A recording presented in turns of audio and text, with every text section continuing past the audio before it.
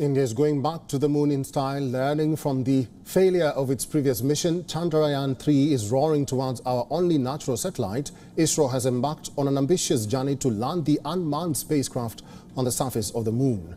Here's a comprehensive report sent by WION's Siddharth MP.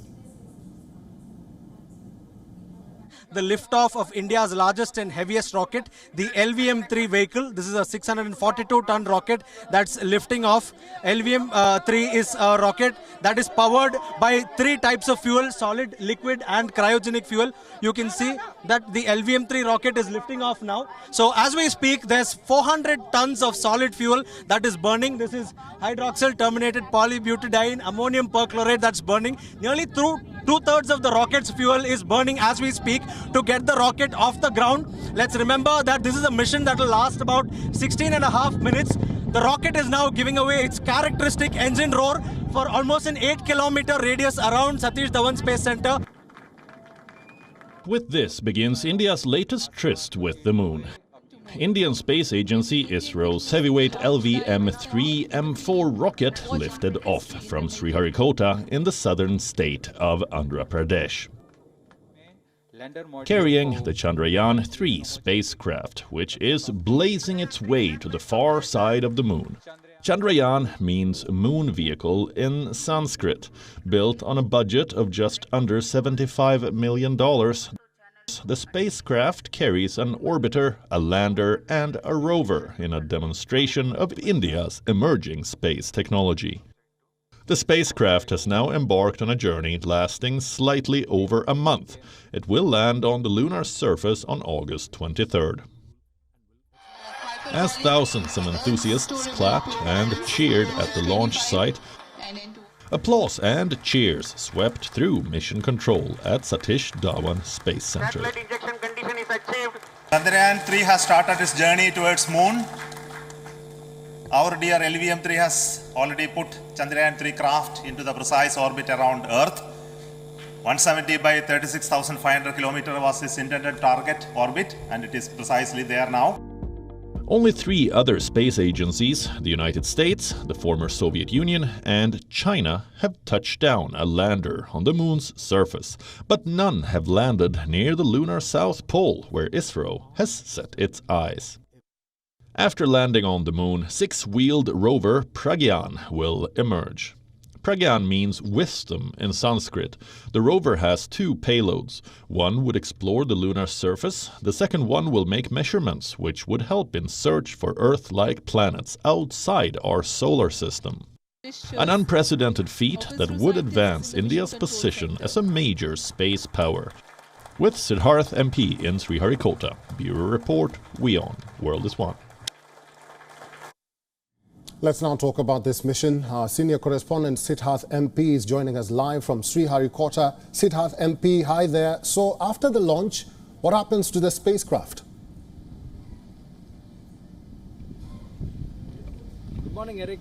So after the launch, in fact, this a different team takes over. Till the time the launch happens, it is the spaceport that is in charge of the rocket. It is the rocket scientists that monitor all the parameters. But after the launch, it's a completely different team that takes over. So after the launch, it's a team known as Spacecraft Mission Operations Team that takes over. This is a completely different science. So to launch a rocket using chemicals and to launch a rocket using the power of propulsion is one thing. But once the craft is in space, we are talking just about a small object which is just about 3.9 tons, which when compared to the launch vehicle, which is a massive 642 tons, is very small. And of course, this object is traveling at blazing fast speeds in space. It's traveling at a speed anywhere between 20 to 28,000 kilometers per hour in space. And as this spacecraft travels around the Earth, as it circles the Earth in an elliptical orbit, what happens is that this spacecraft is tracked by various stations that dot the globe. So we have to remember that as a satellite circles the Earth, it's visible to multiple stations at different periods of time. Wow. So when it's flying roughly above India and southern parts of India, the stations in southern India can track it. But if it goes east of India, then the Andaman and Nicobar Islands Port Blair station can track it.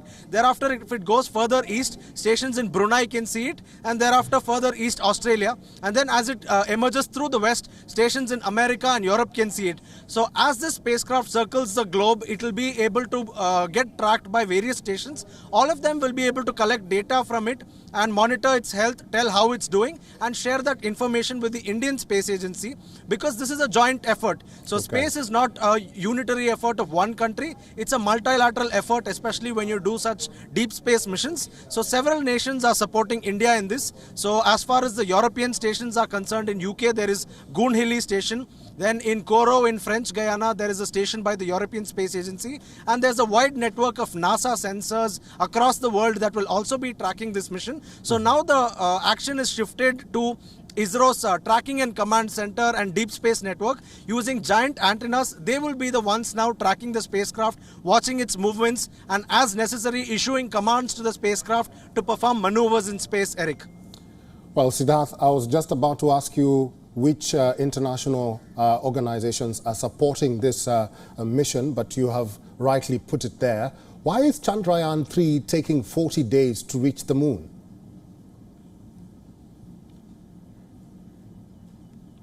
So, Eric, if you look at it this way, of course, all of us are bound to think that the moon is 3.84 lakh kilometers away. And for a space vehicle, it shouldn't ideally take so long, because the Apollo missions and the recent Artemis mission by the US has shown that it's just like anywhere between 4 days to 1 week. That's all you need to get to the moon.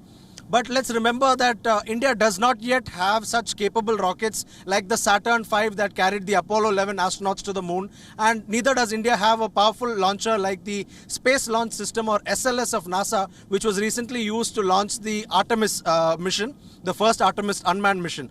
What India has is a GSLV Mark III rocket. It is capable. It is a very successful rocket. It's delivered 7 out of 7 successes in all missions so far. But let's remember that in terms of payload carrying capability and in terms of the push it can give to a spacecraft, this is very small compared to the global launchers. So, in fact, global launchers can do or carry 10 times as much loads to space and propel that spacecraft on its way to the moon. But in India's case, we are only able to carry about 3.9 tons. So what India is doing is India is using a very unique method. What India is doing is, this is a technology known as orbit raising maneuvers. So firstly, the spacecraft is put around Earth orbit, and then every subsequent while what happens is that this spacecraft's onboard engines are fired, and then the spacecraft enters into a bigger orbit around the Earth. So this is done in a series of maneuvers, and with every single maneuver the spacecraft travels faster and it gets farther from the Earth. So it's like using a slingshot to get an object further. So we are slingshotting this spacecraft from Earth orbit to lunar orbit in a gradual and phased manner. So once it enters lunar orbit, the same slingshot procedure is reversed. So instead of going into farther orbits, you come closer and closer to the moon and you finally attempt soft landing. So because India is taking a circuitous route, what is happening is that this is taking about 40 to 42 days for this mission to get executed. That is the lunar landing to get executed. So that is precisely why. Because if you have a bigger rocket like the US or the erstwhile Soviet Union, you could put a huge spacecraft on it weighing at least a couple of dozen tons, and that spacecraft would also feature very powerful engines. The rocket has powerful engines, so they can fire sequentially and they can just boost it on the way to the moon in a matter of a day or two, and they can get to the moon in 4 days.